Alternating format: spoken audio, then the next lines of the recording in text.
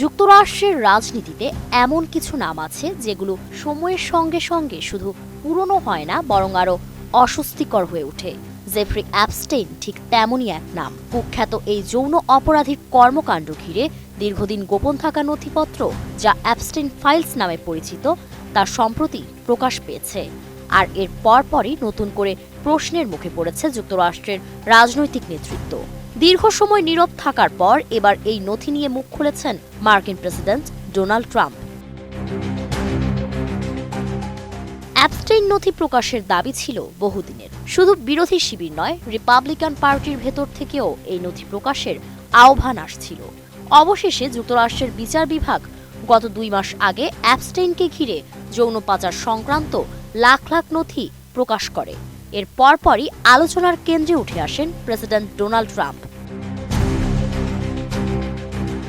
বিবিসির এক প্রতিবেদনে বলা হয়েছে, অ্যাপস্টেইন ফাইলসে 6000-এরও বেশি বার ডোনাল্ড ট্রাম্পের নাম এসেছে।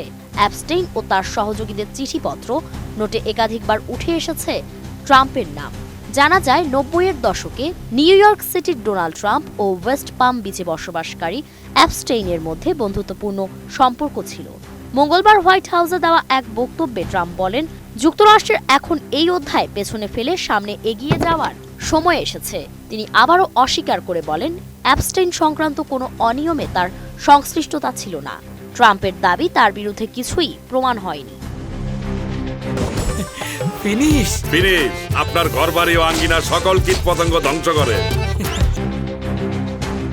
অ্যাপস্টেইনের সঙ্গে সম্পর্ক নিয়ে ট্রাম্পের বক্তব্য, 2000 সালের শুরুর দিকে তাদের যোগাযোগ বন্ধ হয়ে যায়। ক্ষমতা গ্রহণের শুরুতে মার্কিন প্রেসিডেন্ট এই নথিগুলো প্রকাশ করতে না চাইলেও পরবর্তীতে নথিগুলো প্রকাশ সম্ভব হয়েছে অ্যাপস্টেইন ফাইলস ট্রান্সপারেন্সি অ্যাক্টের মাধ্যমে। 2025 সালের নভেম্বরে মার্কিন কংগ্রেসে আইনটি পাশ করা হয়।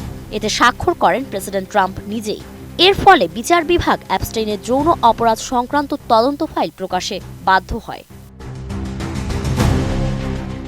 তবু প্রশ্ন থামেনি। এত নথি প্রকাশের পরও যদি দায় নির্ধারণ না হয়, তাহলে স্বচ্ছতার বিষয়ে সন্দেহ থেকেই যায়। বিশ্লেষকদের মতে, অ্যাপস্টেইন ফাইলস যুক্তরাষ্ট্রের ক্ষমতাবান মহল ও অপরাধের অস্বাভাবিক সংযোগের একটি অস্বস্তিকর ছবি তুলে ধরলেও পুরো সত্য এখনও প্রকাশিত হয়নি।